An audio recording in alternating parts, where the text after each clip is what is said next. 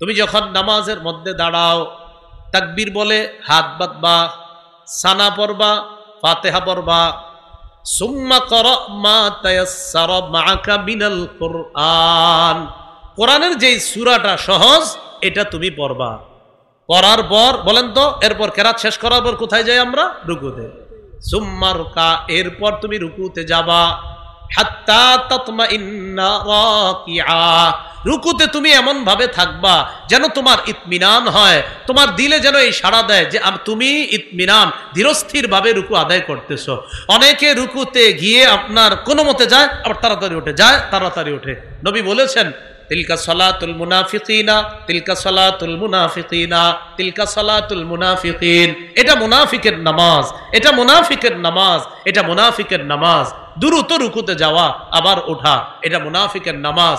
বলেন তো আমার সাথে, রুকু কি দ্রুত করব না ধীরস্থির ভাবে? আল্লাহ তৌফিক দান করেন।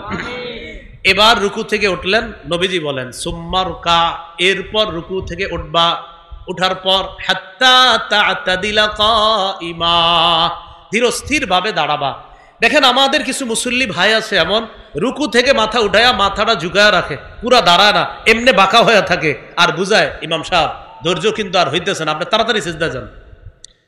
ইমাম সাহেব কি বলে? সামি আল্লাহু লিমান হামিদা। তো অনেক মুসল্লি দেখবেন সোজা হয়ে না দাঁড়ায়, এমনি রইছে, মানে বুঝায় ইমাম সাহেব আপনি সিজদা যান না কেন? উনি সোজা হয়ে দাঁড়ায় না, বাঁকা হয়ে থাকে। এটা আজকে থেকে আমরা করব না, বলেন ইনশাআল্লাহ। কেউ যদি করে মোহাব্বতের সাথে বলে দিব, ভাইজান এইভাবে করবেন না, রুকুটা সুন্দরভাবে দাঁড়াবেন।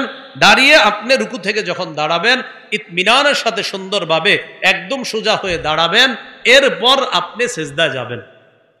রুকু থেকে দাঁড়িয়ে আপনার যদি ইমামের পিছনে থাকি আমরা, তাহলে কি বলি?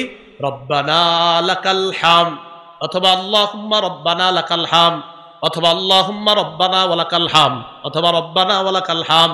সময় থাকলে পড়তে পারেন হামদান কাসীরান তাইয়িবান মুবারাকান ফি। রুকু থেকে উঠা সামি আল্লাহু লিমান হামিদা বলার পর এটা যদি কেউ পড়ে, ফেরেশতারা লড়াই করে কে কার আগে তার এই আমল নামা উপরে নিয়ে যায়। প্রতিযোগিতা লেগে যায় তার এই আমলটা পৌঁছানোর জন্য।